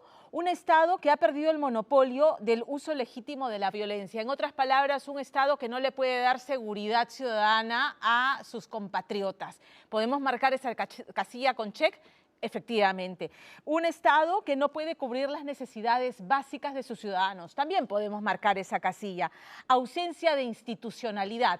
Check también a eso. Hemos visto cómo, sobre todo en el último año, durante la gestión o el desgobierno de Pedro Castillo, se han debilitado, permitiendo el ingreso en el Estado peruano, en la función pública, a gente que no tenía la competencia y que entraron más bien para amedrar del Estado. Chequen esa casilla. Un Estado donde empieza a verse la emergencia de organizaciones armadas, bandas criminales, mafias y finalmente el deterioro ambiental. Eso caracteriza a los estados fallidos, ahí también podemos hacer check. Pero hay otro dato que es muy importante, porque esto es un llamado de atención, como ya lo he dicho antes, al Congreso de la República, que tiene en sus manos la posibilidad de acelerar los cambios que se necesitan para devolver algo de paz y predictibilidad al país. El Latinobarómetro del 2021 indica que la aprobación del Poder Ejecutivo peruano en el periodo 2002-2020 fue del 30%, la peor aprobación de todos los países estudiados en América Latina. Y el Congreso apenas 7%, de la confianza más baja de todos los países analizados. Además, esta misma medición señala que el Perú es el país latinoamericano con con la más alta percepción de corrupción en sus políticos. Cuando hablamos de Latinoamérica, incluimos a Venezuela por si acaso, que es una dictadura represiva y atroz. Esa es la situación de nuestra clase política peruana. Por los suelos, desprestigiada, deslegitimada, los peruanos no se sienten representados. Señores del Congreso de la República, ¿cuándo entenderán que se tienen que ir? Háganlo por las buenas, permitiendo que el menú electoral que venga para esas nuevas elecciones adelantadas sea mejor que el que nos obligó a tener que elegir entre una señora que está procesada por corrupción, la señora Keiko Fujimori, y el señor Pedro Castillo, pero que en el menú incluía a candidatos que tienen procesos pendientes con la justicia. ¿Hasta cuándo? ¿Hasta cuándo no van a permitir la emergencia de nuevos rostros de sangre fresca, de quizás un centro político que nos represente más a todos los peruanos, a los de Lima y a los del sur que se están levantando en protesta? Necesitamos que miren con lupa y que entiendan que más allá de terruquear, hay una región que tiene necesidades completamente insatisfechas. 20.5% de los puneños tiene al menos una necesidad básica insatisfecha. Tiene el salario promedio más bajo del Perú, en promedio, 805 soles al mes. Anemia infantil, 70%. Ahí, por supuesto, los gobernadores regionales, el que tenemos hoy recién se estrena, pero en la gestión pasada también tienen que ver. O sea, ¿dónde está la ejecución de gasto en las regiones? No pueden ponerse de espaldas o sentarse en el balcón y esperar que todo se ejecute desde el gobierno central, que para eso reciben canon, para eso reciben sus presupuestos. Paralizados, no ejecutados y devolviendo dinero al final de la gestión, o haciendo obras por debajo del presupuesto donde empiezan todos los controles, ¿no? Oficiales para evitar corrupción. La verdad es que necesitamos una renovación de la clase política, un reseteo. Infelizmente está en manos de este Congreso que tiene 8% de aprobación. ¿En qué momento se dan cuenta que se tienen que ir? Háganlo por las buenas, porque si no, por las malas, nos vamos a ir con ustedes, los 33 millones de peruanos al abismo. ¿Eso es lo que queremos? ¿Convertirnos en un Estado fallido? ¿Eso es lo que queremos? Y en febrero, por favor, imposible que se tomen vacaciones. Imposible que se tomen vacaciones. La situación necesita de la responsabilidad política, si la tienen, de acortar esta legislatura, convocar una nueva y atender lo urgente. Y la reforma no solamente pasa por querer reelegirse, señores, porque lo más probable es que muy pocos de ustedes van a ser reelegidos porque no se lo merecen. ¿Hacemos una pausa? No, no hacemos ninguna pausa. Vamos a cambiar de tema radicalmente porque el equipo de JB se ha renovado. Se ha renovado con la llegada de Alfredo Benavides y Percy Guzmán estuvo en toda la previa del estreno de la temporada 2023 del elenco de JB. Vamos a ver. Queridos amigos de Diade, voy a presentar a la nueva atracción de JB en ATV, Alfredo Benavides. Alfredo, bienvenido, pues. Papi, gracias, papi. Aquí, Luchito Tubarrunto, con mucho cariño para ti, para toda la gente. Bobo. Cuando el río suena es porque un músico se ha ahogado. ¡Qué buena! ¡Qué buena! Esta es la dupla de la comicidad peruana que te harán matar de risa todos los sábados en horario estelar para la renovada temporada 2023 de JB en ATV. Programa que incorpora al menor del clan de los Benavides, el gordito Alfredito Benavides. ¡La palma! ¡Somos negros!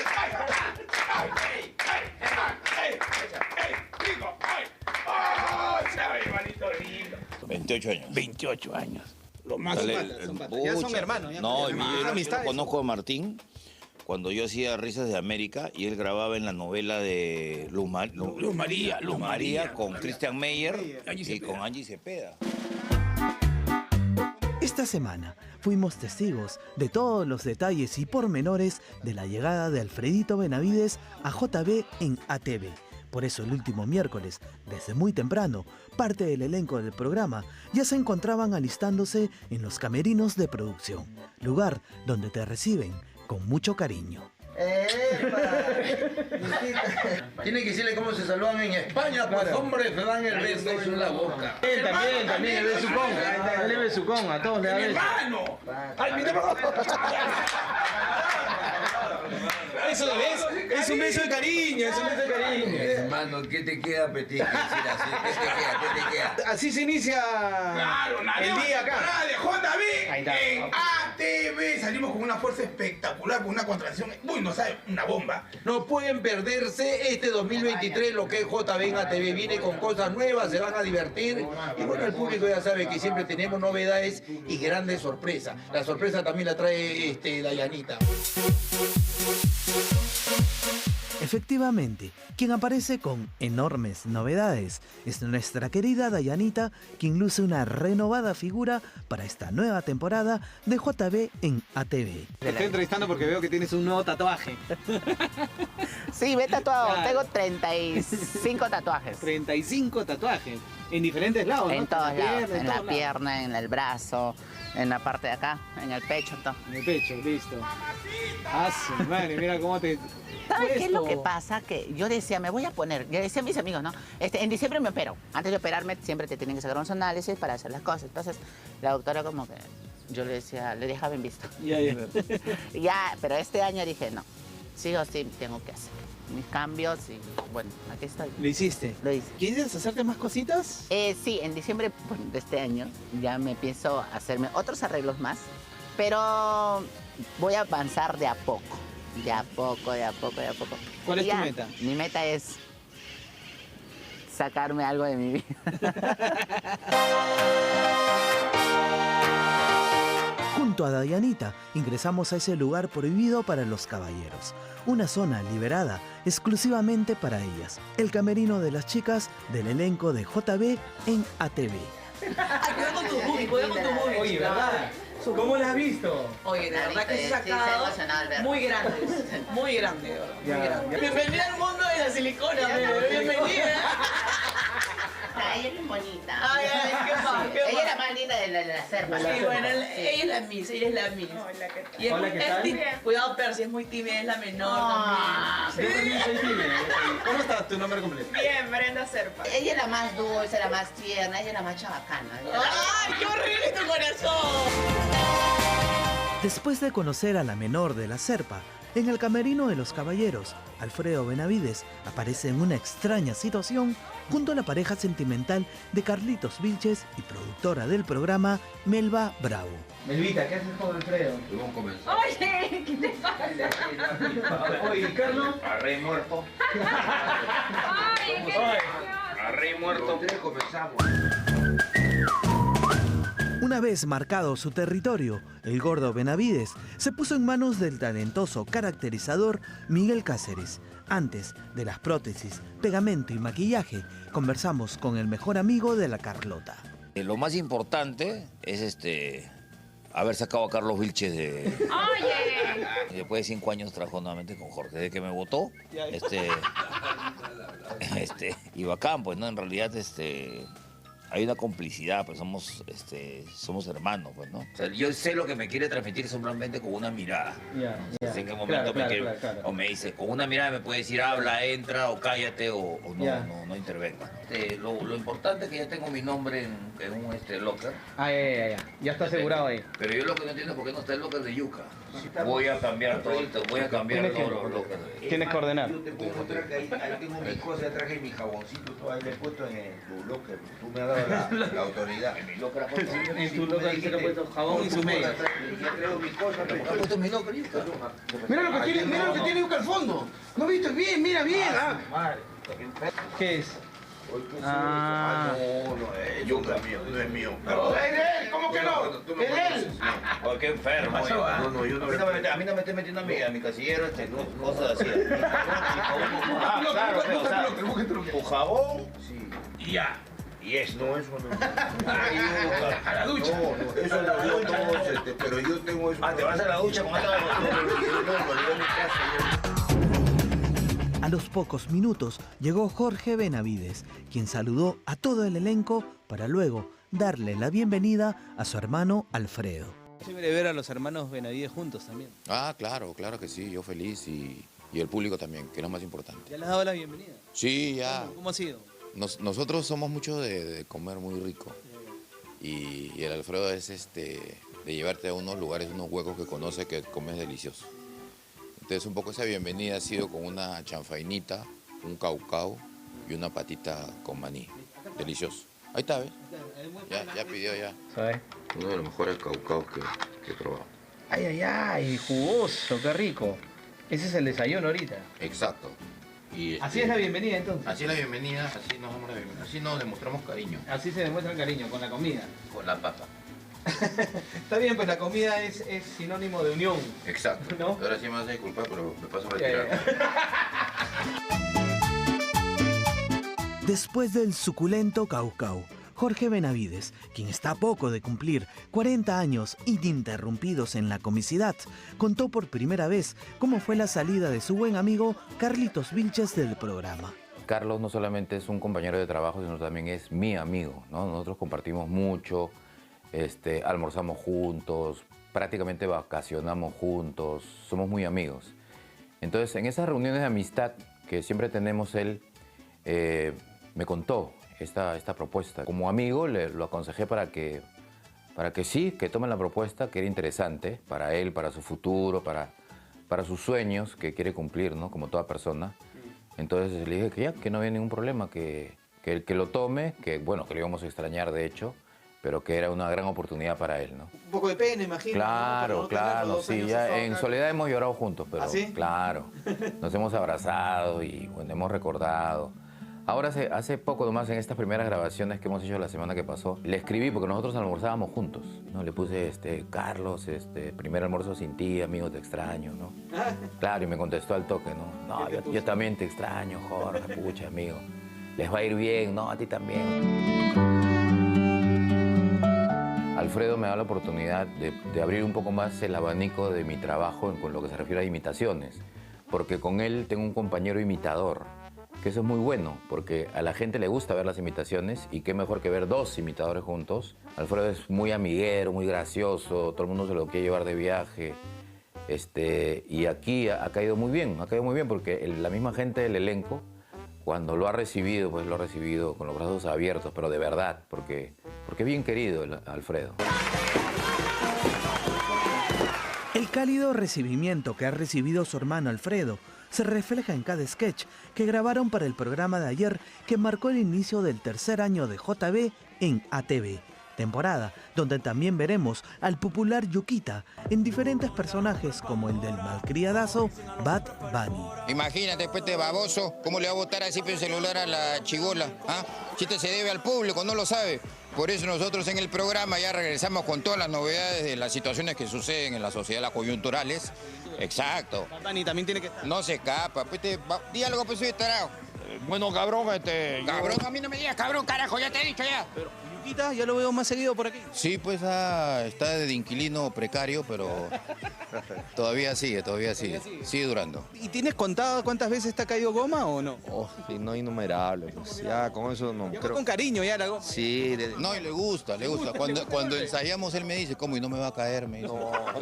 Sí, reclama. Yo no sé, cabrón. No me digas, cabrón, ya te he dicho, vamos afuera, porque no quiero que vean la cara. La magia del programa logra que puedas ver a JB caracterizado como el tío Lisurataz y al poco rato como el tío Plata como Cancha, para un sketch que causó mucha sintonía el día de ayer, la boda de Brune y Richie.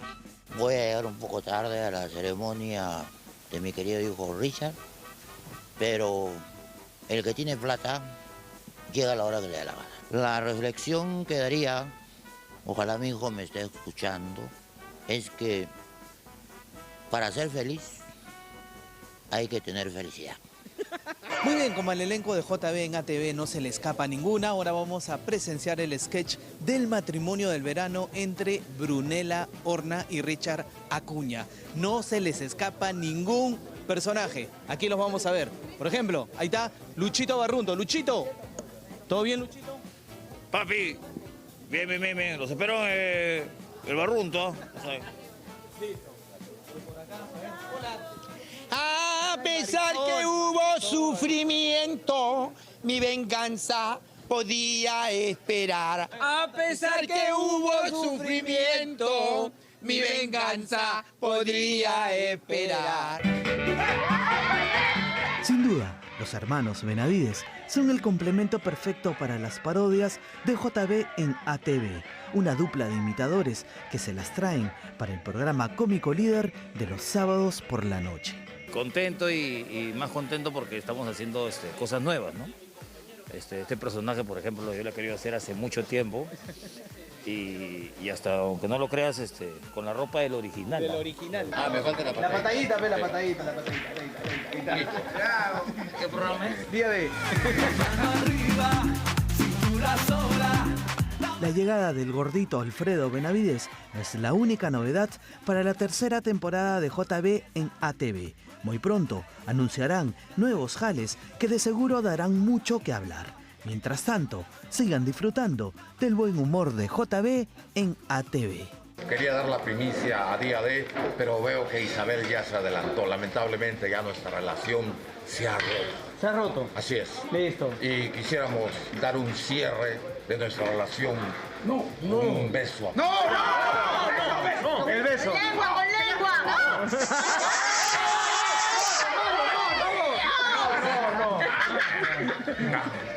Eso es todo. Hasta aquí llegamos. No, hasta aquí no. Hasta el hotel.